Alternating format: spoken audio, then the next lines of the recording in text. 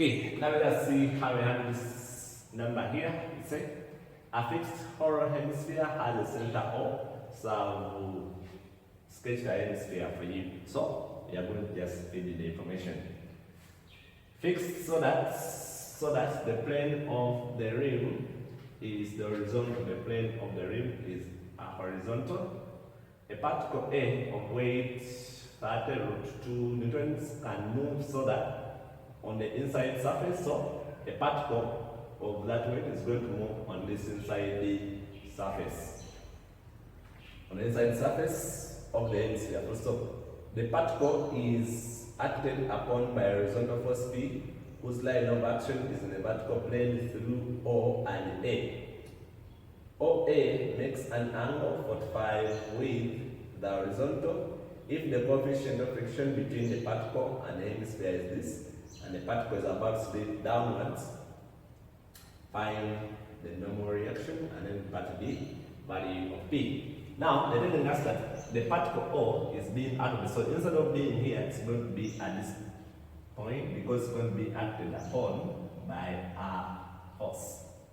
That is going to be now our particle. So this particle here is going to be here. But remember, this particle is having weight. So when my particle is there, it has a weight, and this weight is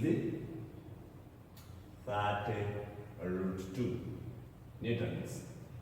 Okay, and then there is a force which is pulling it there. This force is P.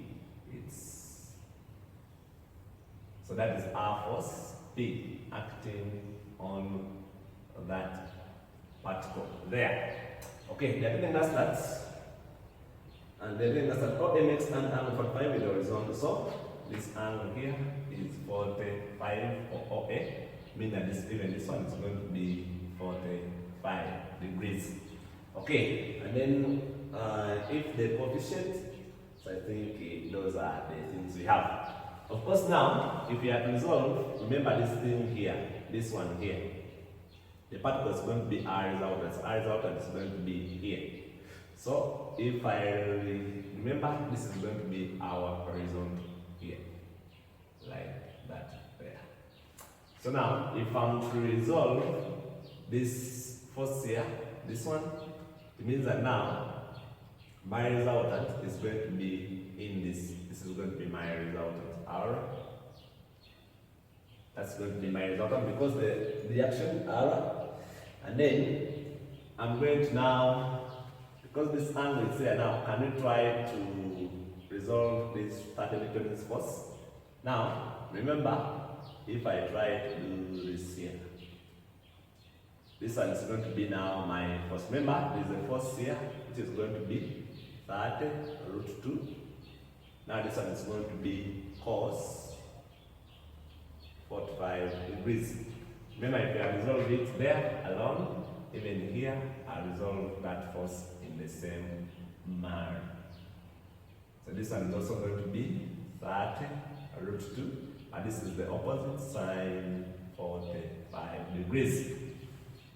Okay, so after that, then it means that we resolve this, I get this, and then I get this. This is going to be the sine, this is going to be the opposite. Because this angle here is 45 degrees adjacent to it, then opposite to it is going to be this force, if I can draw it, that is going to be the force which I'm drawing there. Okay, because we are going to be having, we are going to be having the friction which is going to act in that direction. That's where our friction force is going to act. Okay, so after doing that now, because we have our horizontal force, we resolve it. So to resolve this force, I will move in this direction here so that I make an angle. That's how I'm going to move. I'm going to move like this.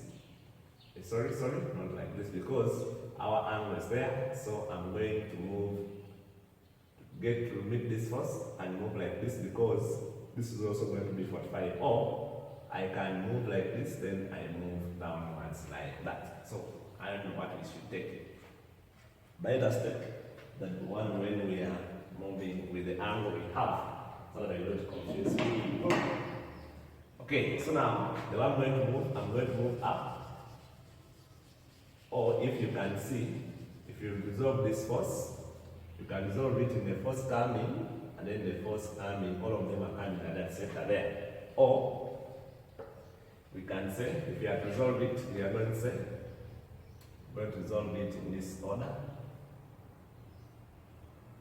Then also going this side. Okay, so opposite this angle, you see, I'm going to go this side. Then after, I'll come on that side so that I meet this force. So you see, this one is opposite, and this one is going to be P sine 45 degrees. And then this force will be P, because it's adjacent, cos 45 degrees. After resolving that force there. Okay, so if you resolve along, so if you have resolved in this direction here, what do we have in that direction? Or you can say if you resolve so that we get our R as a positive, and we prevent it from being negative. So let us resolve along OA. Remember, this is our A. So along OA, along all A in this direction here. So if I have it that, is that the force which is pulling. Remember, the particle is in the hemisphere, and the particle is about to slip. So if it's about to slip, that means it's in the limiting equilibrium. So meaning there's no acceleration. So meaning these forces acting up along the plane and then downwards are balancing. So meaning this R acting up is going to be equal to these ones which are acting below along that plane, which is P, first of all, cos 45, then plus this one here. You see this one here, which is 30 root 2 cos 45 degrees. Okay, so from here you can put our values there. So our R, so we can put our R as P into, this one is going to be root 2 over 2, then plus 30, root 2 into 45, that's 45, also same as root 2 over 2, like that.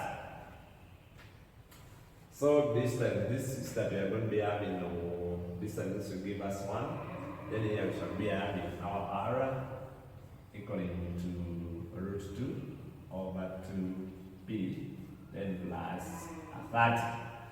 So I call this equation, 1. So what next? Now we are going to resolve perpendicular to the plane. Perpendicular to now this OA.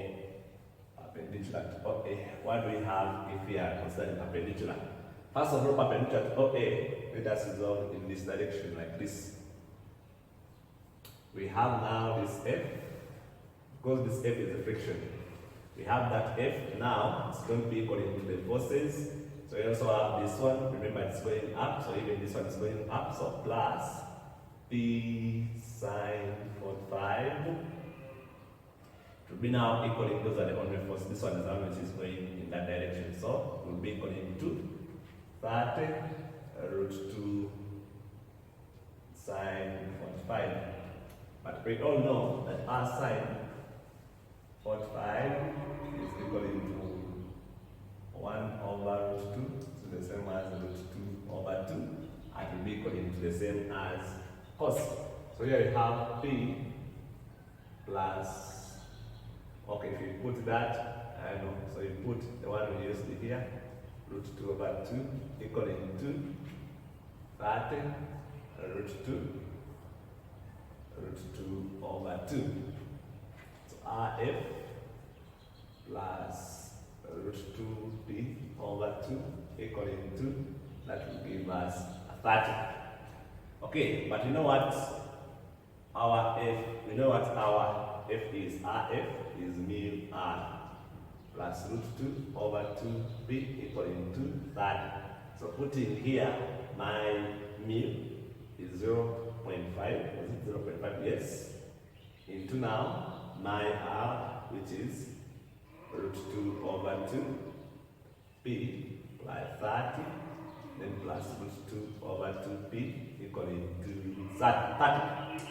So if I multiply here, this will be root 2 over 4p plus a half times this will get 15 root 2 over 2p equaling to 30. I take this side and I factorize out p here. I'll be having root 2 over 4 plus root 2 over 2 equaling to 15. So from there, my p will be, and we simplify so the LCM here shall be having 15 divided by, so here the LCM is this. So if all we can say, we can cross multiply, this will be 4 into, this goes here once, then this will get this, then this goes here 2 times this, so we have 3 root 2. So, which when I get a reciprocal, this will be 15 times 4 over 3 root 2. And then this by this one, by this, it's going to give me 5. So this one, which will be 20 over root 2, which we can easily rationalize by multiplying through by root 2 over root 2. So you see that if I multiply through by root 2, this will be 2 divided by that, so I'll be having 9p as 10 root 2 newtons. It's up to you. You can make it in your own way. Okay. What about here? If I have here, then I can come and every get my r. So my r here is going to be from there root 2 over 2 into now 9p. It's going to be 10 root 2 plus 30. I think you see this and this.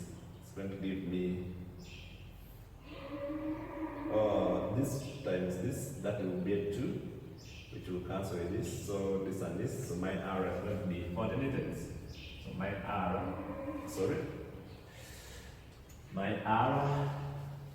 is equaling to 40 newtons. It's going to be 40 newtons from there.